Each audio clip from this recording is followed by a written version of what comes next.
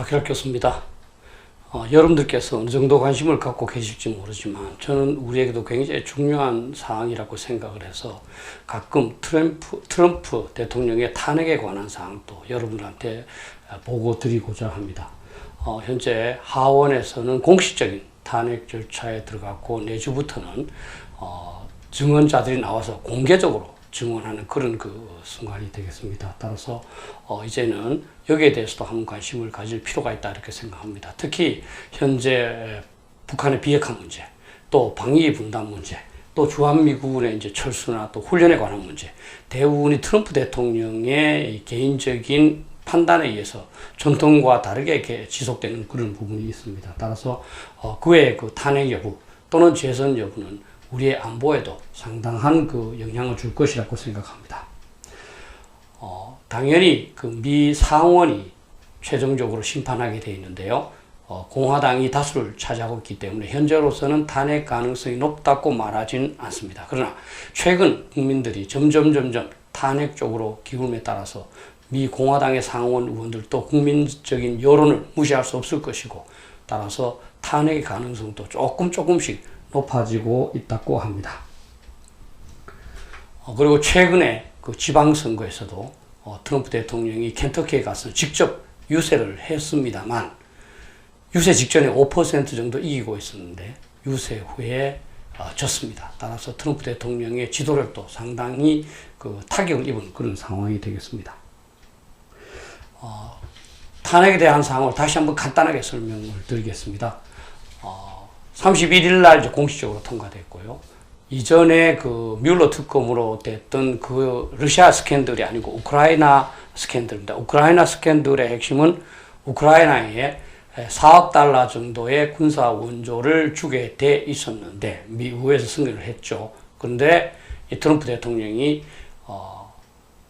우크라이나의 부패 문제, 다시 말하면 미국 민주당의 바이든 후보의 아들 헌터 바이든이 연관되어 있는 어떤 사건을 조사한다는 내용을 공식적으로 발표하지 않으면 이 원조를 제공하지 않겠다 이렇게 말함으로써 이제 비롯된 거죠. 실제로 이제 나중에 이 원조는 지금 이제 시작되었습니다만 그런 외국의 압력에 넣어서 자기의 정치적인 이익을 획득하고자 했고 이것이 잘못됐다는 겁니다. 그런데 11월 3일 날 미국의 NBC와 월스트리트저널이 공동으로 조사한 바에 의하면 탄핵에 대해서는 49%가 찬성이고 그리고 46%가 반대입니다. 이것은 1개월 전 12월 초에 비해서 찬성이 6%가 증대됐고 반대는 3% 감소된 것입니다. 따라서 미국 국민들의 여론이 트럼프에게 부정적인 방향으로 움직이고 있다고 볼 수 있겠습니다. 우크라이나의 그러한 원조의 대가로 헌터 바이든에 대한 조사를 요구했던 그 사건이 불러진 것은 어떤 내부 고발자입니다. 대체적으로 CIA에 근무하는 사람이라고 그러는데요. 그 사람의 신원은 밝혀지지 않았습니다. 그 사람이 2019년 7월 25일 트럼프 대통령이 우크라이나의 젤렌스키 대통령과 통화하면서 그런 압박을 했다는 것이고 그것이 잘못됐다고 생각을 해서 자기는 그 소속된 감찰한테 보고를 했고 그것이 의회를 통해서 불거진 겁니다. 그래서 9월 24일 날 민주당은 여기에 대해서 조사를 하기로 했고 그래서 민주당 단독으로 지금까지는 다수의 증언자들을 불러서 청취를 했습니다. 그런데 그 결과 이거는 공개적으로 시작해야 되겠다. 그래서 미 하원에서 투표를 해서 민주당이 통과시킨 겁니다. 현재 증언을 통해서 트럼프 대통령한테 상당히 불리한 증언이 많이 나왔습니다. 그 중에서 이제 가장 대표적인 게 마리 요바노비치라고 이제 이 사람은 전 우크라이나 미국 대사였습니다.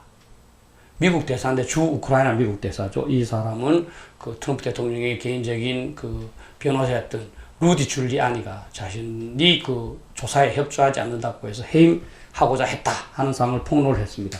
그리고 청와대에 믹 멀베니 비서실장이 기자와의 간담회에서 그런 거는 통상에 있는 거 아니냐 이렇게 인정을 해서 불을 붙였습니다. 그리고 우크라이나에 있는 현 미국 대사 대행 그 빌 테일러도 그와 비슷한 압력이 있었다고 증언을 했고요. 그 다음에 이 중요한 증언자는 유럽, EU 주재 미국 대사인데 이 사람은 이제 골든 선더랜드라는 사람인데 이 사람도 처음에는 자기가 모른다고 했다가 결국 우크라이나 대통령 고문한테 자기가 그러한 압력을 행사했다고 이제 증언을 수정하는 그런 사태에 이르렀습니다. 따라서 상당히 지금 트럼프 대통령께 불리하게 돼가고 있습니다. 실제로 트럼프 대통령의 개인적 변호사였던 그 루디 줄리아니도 조사를 받고 있고요. 그 루디 줄리아니의 2명의 친구는 이미 기소되어 있습니다. 근데 가장 결정적인 이 증언 누가 했느냐 하면 알렉산더 빈드만이라는 미 육군 중령이 했습니다. 제가 한번 그 유튜브로 말씀드린 적이 있습니다만 이 무공훈장자가 정복을 입고 나와서 자기가 직접 들었다면서 트럼프가 그런 압력을 넣었다고 했기 때문에 미 국민들은 상당히 공감을 했고 따라서 미 의회가 공식적으로 탄핵 조사에 들어간 겁니다.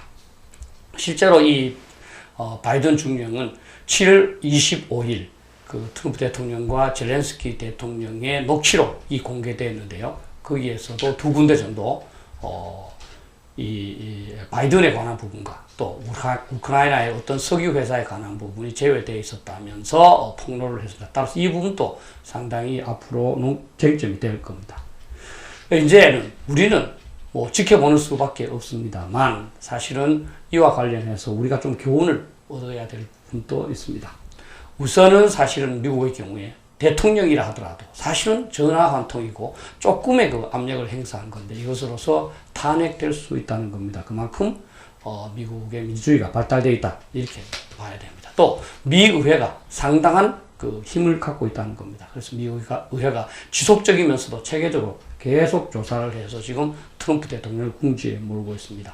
가장 중요한 것은 미국의 외교관 또 군인의 그 사명감 있는 증언입니다. 그들은 대통령에 충성하는 것이 아니라 우리 국가에 충성해야 된다는 차원에서 자기가 듣고 겪었던 말을 가감없이 솔직하게 또 용기 있게 이야기를 했고 그것이 현재 탄핵 조사가 진행대로 한 그 원동력이 되고 있습니다. 따라서 우리도 사실은 군인과 공무원들께서 과연 어떤 부당한 지시가 있었을 때 어느 정도까지 수용하고 또 그것을 어떻게 고발하고 어떻게 용감하게 이렇게 사회에 알릴 것인가 하는 부분에 대해서 상당히 그 고민해야 되리라고 생각을 합니다.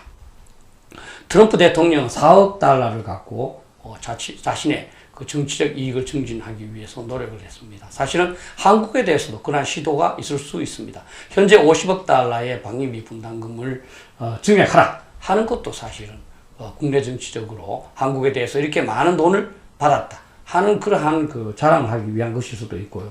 또 이제 주한미군 철수 같은 것도 자신들의 국내 정치적 입지를 향상하는 데 필요하다면 결행할 수도 있다고 봅니다. 따라서 우리는 이것을 불평하기에 앞서서 대미 외교가 그만큼 더 중요하다고 봐야 됩니다. 그래서 누구나 가서 그냥 대사관에 앉아 있으면 되는 것이 아니라 미국의 국내 정치도 잘 알고 또 미국의 실세까지도 잘 통하는 그런 사람들 잘 골라서 보내서 이런 미국 국내 정치에서 우리 한국이 희생물이 되지 않도록 해야 한다고 봅니다. 그리고 국민 여러분들께서도 트럼프 대통령의 탄핵에 대해서는 조금씩 관심을 가질 필요가 있을 것 같고 저도 필요하다고 생각하면 다시 한번 보고 드리도록 하겠습니다. 감사합니다.